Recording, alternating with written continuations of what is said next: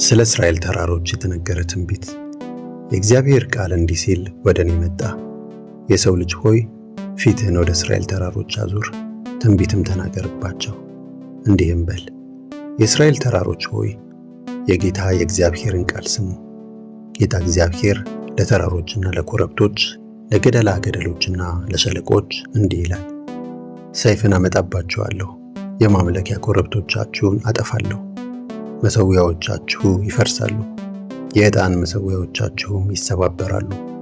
የታረዱ ሰዎቻችሁን በጣዖቶቻችሁ ፊት እጥላለሁ። የእስራኤላውያንን ሬሳ በጣዖቶቻችሁ ፊት አጋድማለሁ።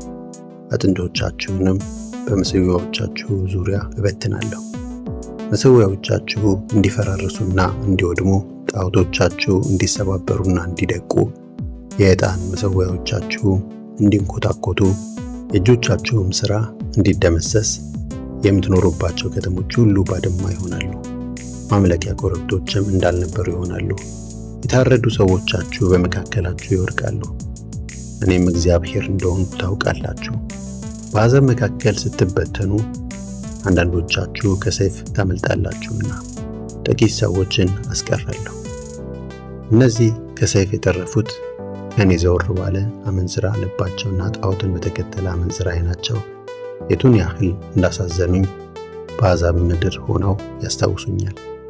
ካደረጉት ክፋትና ከፈጸሙት እርኩስ ተግባር ሁሉ የተነሳም ራሳቸውን ይጸየፋሉ። እነርሱም እኔ እግዚአብሔር እንደሆንኩ ያውቃሉ። ይህንም ክፉ ነገር አመጣባቸዋለሁ ብዬ የተናገርሁት በከንቱ አይደለም። ጌታ እግዚአብሔር እንዲህ ይላል፣ የእስራኤል ቤት ካደረጉት ክፋትና ከፈጸሙት ጸያፍ ተግባራቸው ሁሉ የተነሳ በሰይፍ በራብና በቸነፈር ይወድቃሉና በእጅህ እያጨበጨብህ በእግርህም መሬት እየረገጥህ ወየው ብለህ ጩኽ። በሩቅ ያለው በቸነፈር ይሞታል፣ በቅርብ ያለው በሰይፍ ይወድቃል። በሕይወት የተረፈውና የዳነው በራብ ያልቃል። መዓቴንም በዚህ አይነት ሁኔታ በእነርሱ ላይ እፈጽማለሁ።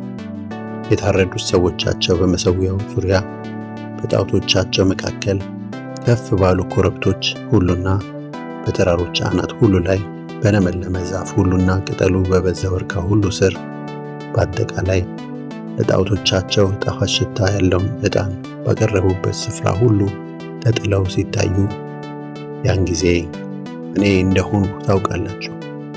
እጄን በእነርሱ ላይ አነሳለሁ፣ የሚኖሩበትንም ስፍራ ከምድረ በዳው እስከ ዴብላታ ድረስ ምድሪቱን ባድማ አደርጋታለሁ። ያን ጊዜም እኔ እግዚአብሔር እንደሆንኩ ያውቃሉ። ስለ እስራኤል ተራሮች የተነገረ ትንቢት። የእግዚአብሔር ቃል እንዲህ ሲል ወደ እኔ መጣ። የሰው ልጅ ሆይ ፊትህን ወደ እስራኤል ተራሮች አዙር፣ ትንቢትም